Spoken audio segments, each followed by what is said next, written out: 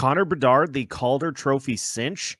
Not so fast. A couple of Minnesota Wild youngsters making the rounds in the Calder Trophy voting. Plus, Jesper Wallstedt continues to dominate at the AHL level, and a familiar face is back amongst the ranks of the Wild defensemen. All that and more on today's episode of Locked on Wild. You're Locked on Wild, your daily podcast on the Minnesota Wild. Part of the Locked On Podcast Network, your team every day. Hey, this is Brandon Duham, and this is Locked on Wild. What is happening, everybody? Welcome into another episode of Locked on Wild, your daily Minnesota Wild podcast, part of the Locked On Podcast Network, your team every day. Thank you, as always, for making Locked on Wild your first listen each and every day. Make sure you subscribe on YouTube and your favorite podcast platforms so you don't miss out on any of our episodes, any of our pregame content, any of our postcasts, anything that Locked on Wild has to offer you throughout the week.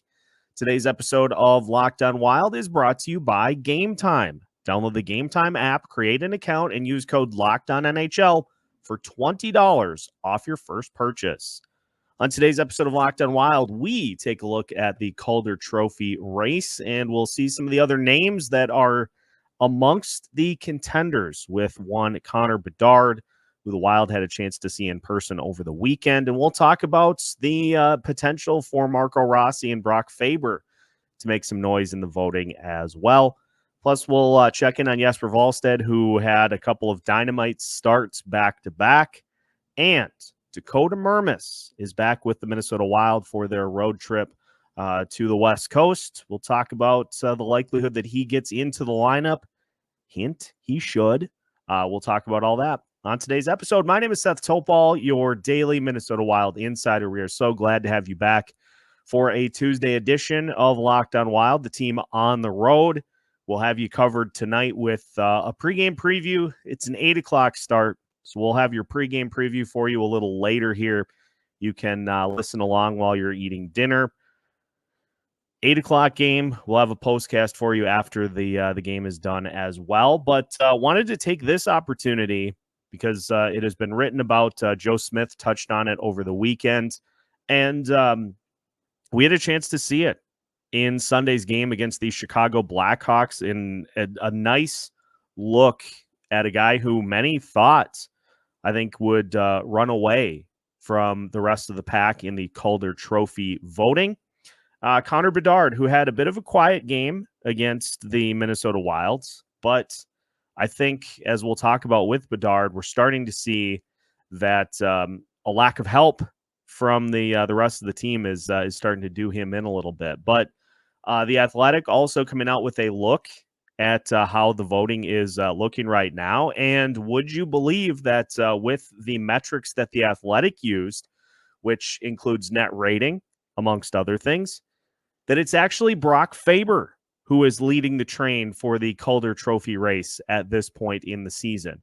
Faber currently with a +3 net rating, which leads all rookies. Luke Hughes is second at +2.2. Now, Joseph Wall, the goalie for the Toronto Maple Leafs, is at a +4.7 himself, but I don't believe he has enough games in that they have considered him in that metric. But Tyson Forrester, Dmitry Voronikov, Connor Zary, Leo Carlson, Marco Rossi is 8th with a net rating of 1. Connor Bedard actually 9th in the voting so far, at least according to net rating. And he is at a 0.9 so far this season. Now, you look at strictly offense, and it is Bedard by a mile. He is at +2.8 for his offensive rating. And Brock Faber for his, obviously as a defenseman, you're not contributing as much. He's at a +3.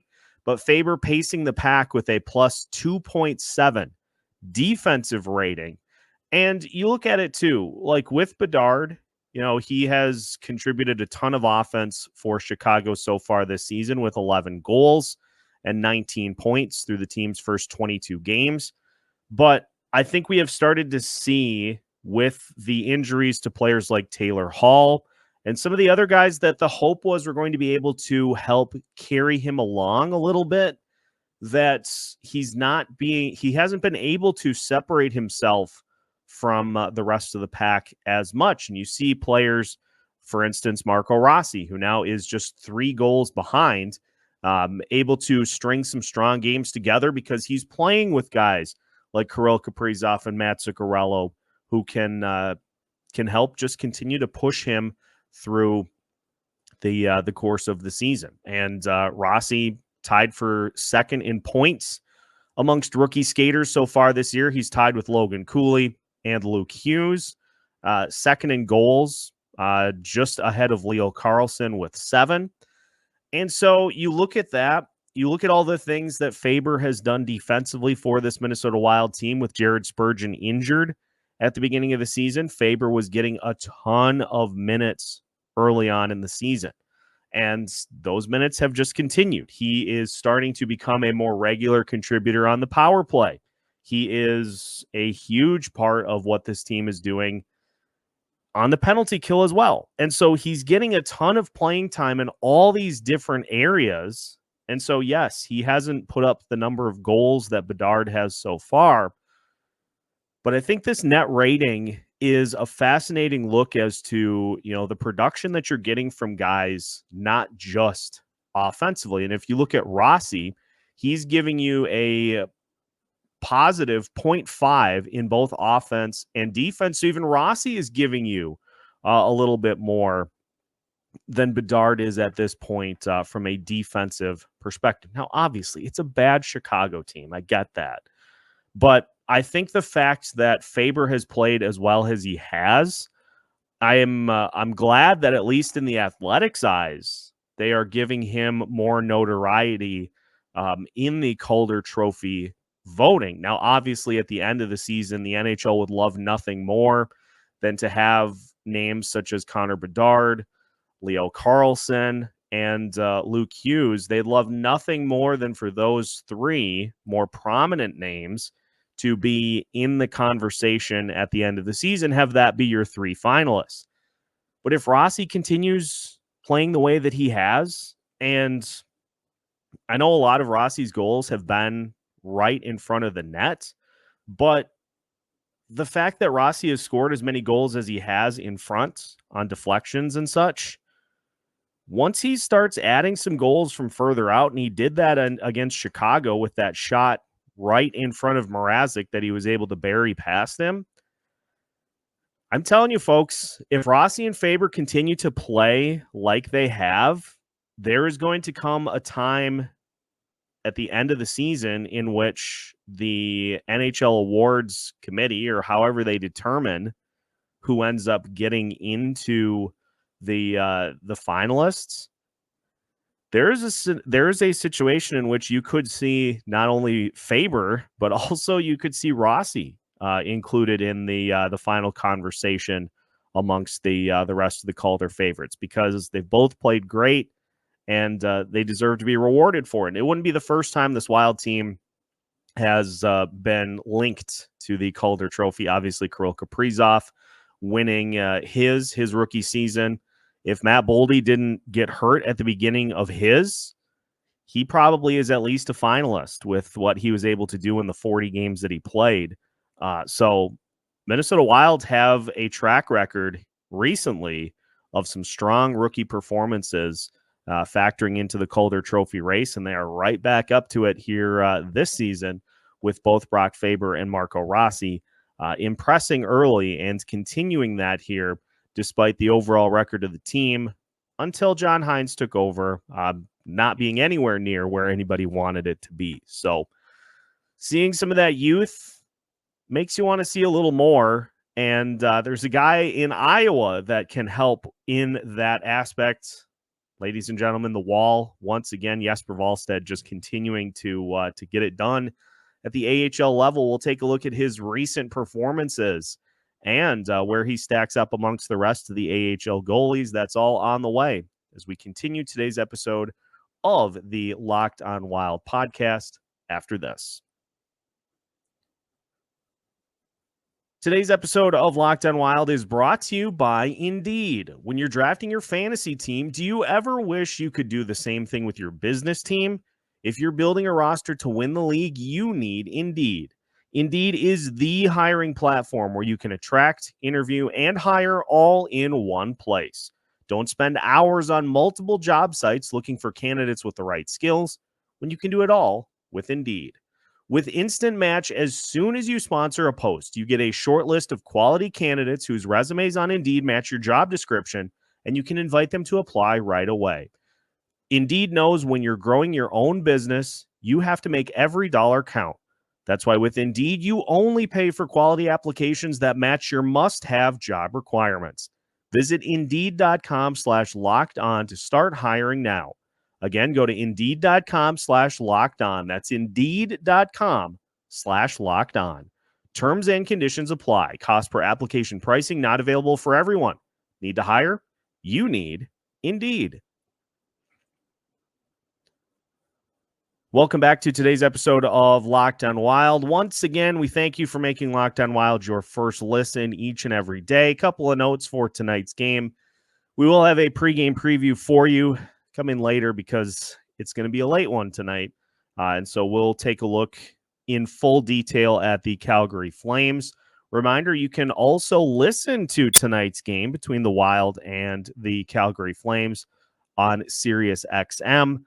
Yes, the Minnesota Wild's available on your favorite Sirius platform.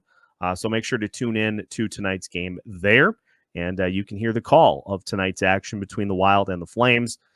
We will have a postcast for you coming up after the game and after the post-game interviews are complete. So grab your coffee, grab your energy drink, whatever you need. We got you covered as the Wild hope to make it 4 in a row against the Flames this evening. So on the topic of rookies, we've seen Brock Faber and Marco Rossi impress so far this season. What about Jesper Wallstedt? Because his last couple of games, absolute beauties, as he picked up wins against Colorado, actually 2 games in a row over the weekends, and 40 out of 41 for his first game of the weekend, and then 43 out of 45 from a saves department. So 3 goals total in the 2 games, and was continuously peppered in those 2 games against Colorado, comes out on top.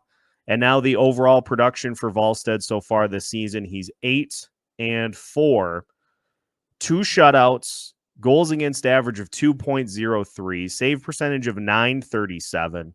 I pointed this out the last time we talked about Wallstedt, so I'll mention it again. He's allowed 24 goals in 12 games, and 6 of those came in 1 game against Rockford. So he has allowed a total of 18 goals in 11 games, not counting that one. But he's only allowed 3 goals or more 3 times so far this season. And he continues to help out this Iowa team that it's been a bit of an adventure for goalies not named Jesper Wallstedt so far this season. But statistically, Wallstedt is 4th in the AHL right now from a goals against standpoint, strictly behind Dennis Hildeby, Clay Stevenson, and Louis Domingue. But he has the most games played amongst those 4 with 12. The others, Hildeby and Domingue, have 8, and Stevenson with 11. If you go from a wins perspective, Wallstedt is tied for 5th with Stevenson and Arturs Silvas. Dustin Wolf, who just got called up by the Calgary Flames, leading the way with 10. And Matthew Villalta with 10 as well. Hunter Shepard and Jet Greaves. What a name for a goalie. Jet Greaves with 9 as well. So Wallstedt continuing to just own the AHL competition, which is what you want to see from a guy before he gets the call up. And I know I've been hesitant to push for this so far this Minnesota Wild season because it's been a mess particularly on defense at points throughout the season. And I just don't think that you want to give a player of Wallstedt's caliber and a prospect of that caliber.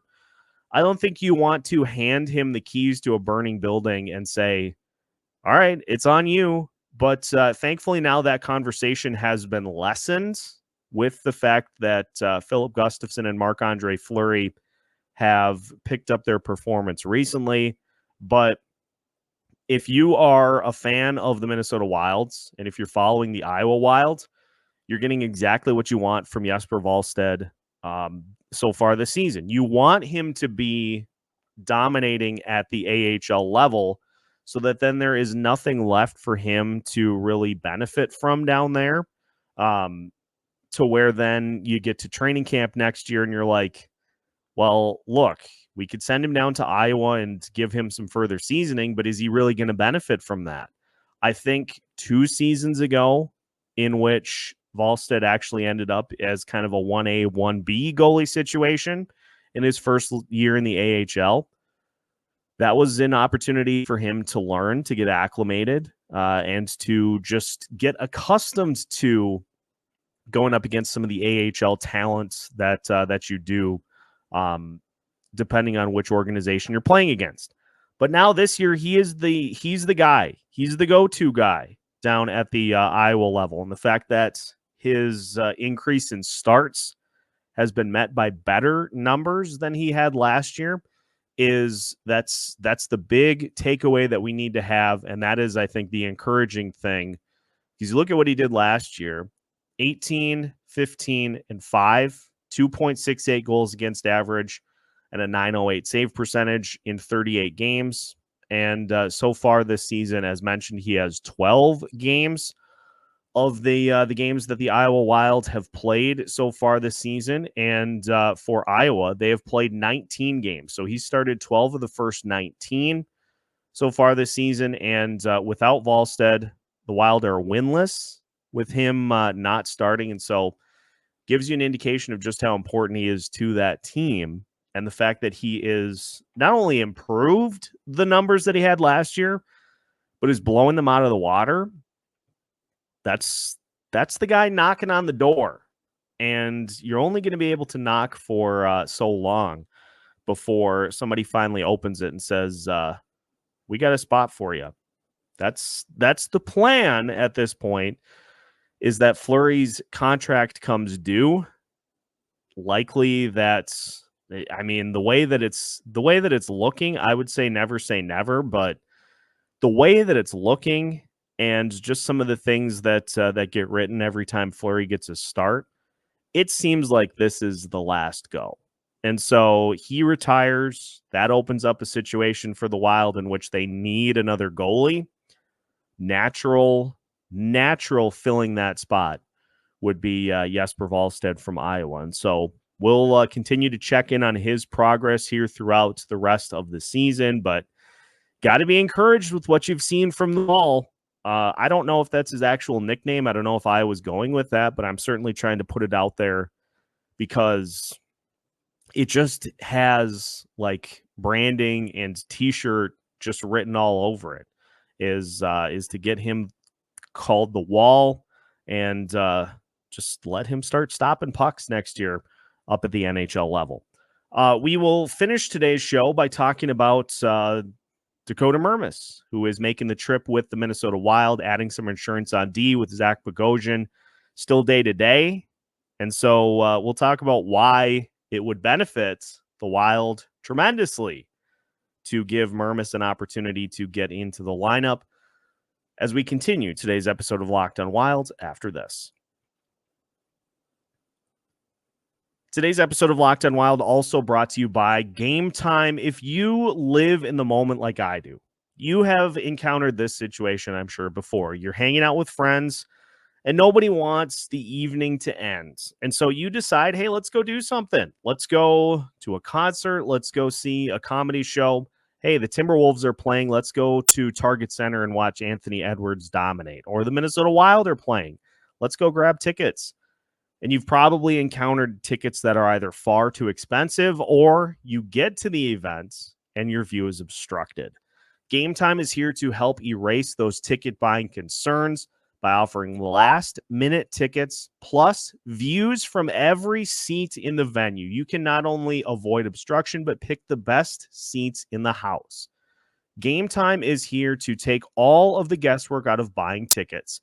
You can download the app, create an account, and use code LOCKEDONNHL for $20 off your first purchase. Terms apply. Again, create an account and redeem code LOCKEDONNHL for $20 off. Download Game Time today.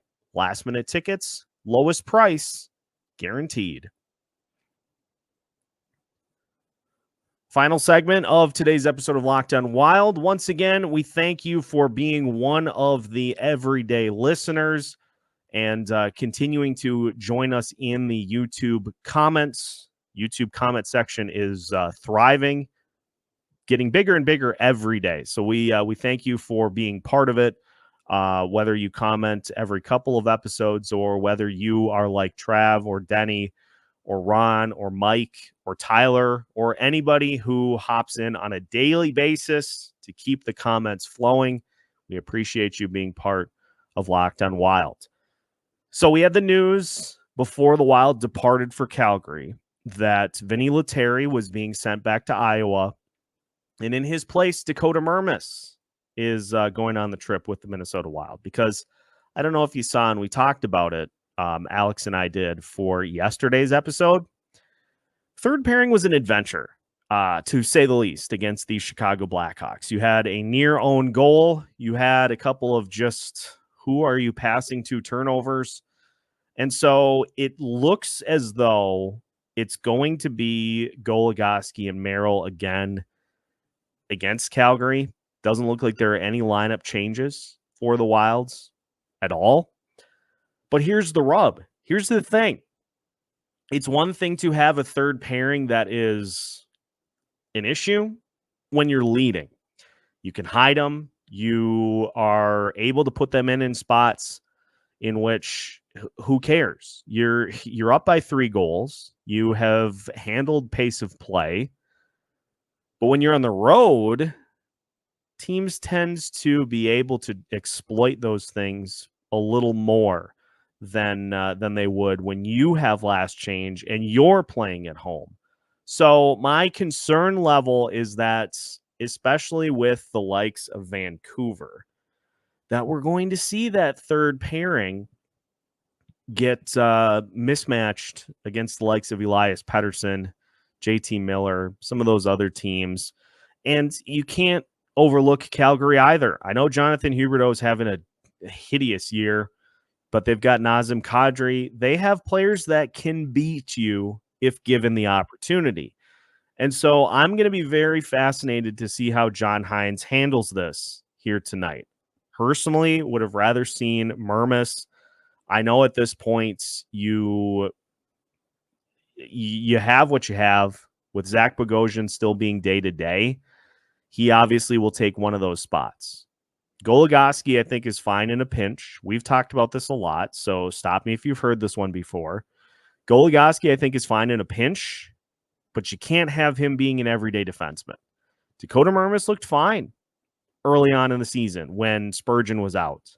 And you're not asking him to fill in for Jared Spurgeon with Jake Middleton to where he's being he's out there on the ice for considerable amounts of minutes. You just need him to be an aware portion of a third line pairing. And I think you can tell players, hey, you have to be aware of what's going on out there. Doesn't mean that it's going to happen. And so I'm very interested to see what teams do to this Minnesota Wild team to get that third pairing out there on the ice. And if John Hynes tries like quick switches or things to try to neutralize that, those are the adjustments that we've seen with Hynes so far this season, is that, you know, you see these tactical adjustments during games to where he says, okay, you're going to try to make this a weakness. Well, I'm not going to give you the opportunity to do so. And so we just keep the wins have been nice. The wins have been great. I mean, we watched this team for the first 19 games of the season just adrift. The wins have been great, but like let's see Hines further the package by providing some of those updates, some of those calculated tweaks during games when this team is not having everything go according to plan. That third pairing is a spot in which we could see that happen, even as soon as tonight against the Calgary Flames. Because it doesn't necessarily need to be an own goal to draw concern. It can just simply be turning the puck over 5 feet in front of your goalie to allow a scoring chance that probably should never have happened. And I know we ideally would like to see Merrill moved. I was actually looking into this a little bit over the weekend. This was something that Michael Russo talked about in his latest Straight from the Source, is that you can stash $1.15 million. Like, let's say they put Merrill on waivers. You can stash $1.15 million in Iowa, but it wouldn't be the full $2 million if you were going to go the route of we're putting him on waivers and we're sending him to Iowa. But that still would be plenty to allow you to maneuver the season without having to like pick which of your fingernails you're pulling off to try to get through a tight spot. It's like every single roster decision has been pulling teeth. And so the flexibility would be great. But from a trade perspective, everybody else has the film. Everybody else sees the same things that we do, the same things that you all point out that then I harp on episode after episode after episode. Everybody sees that. And so the hope, I think, for the end of the tenure is that somebody just gets desperate, or you just say, yeah, we're not going to re-sign you. And we'll just let you head to free agency, and that we'll take the cap savings as the cherry on top. That'd be the ideal scenario here, if not sooner, because you just have the feeling that when that third pairing is constructed as such, that bad things are going to happen. So hopefully John Hines will be able to work through that here this evening. Again, we said it yesterday. Zach Bogosian, he may not be the best, but it seems like he at least has an idea of what's going on, whereas John Merrill doesn't seem to. So we'll see. Again, we'll have pregame preview for you coming up here this evening. Please get Dakota Mermis into the lineup for Thursday's game at the least, part of the back-to-back. But it's now on John Hines to make some tactical adjustments during games. Let's see how this team handles a tough road trip, given the new circumstances. That'll do it for today's episode of Locked on Wilds. Once again, we thank you for making Locked on Wild your first listen each and every day. We thank you for hanging out with us in the comments every single day. And we'll do it again tonight. We got a pregame preview coming for you later this afternoon, as well as a Locked on Wild postcast once the game is finished. So join us for the conversation, a late conversation, but we'll have you covered after the game here tonight. Make sure you subscribe if you haven't already. Tell your friends that if they're not subscribed to Locked on Wild, they are missing out on the daily content throughout the week. And we'll continue to keep bringing it to you here with new episodes every Monday through Friday, plus pre- and post-game coverage. Locked on Wild is your team every day, part of the Locked On Podcast Network.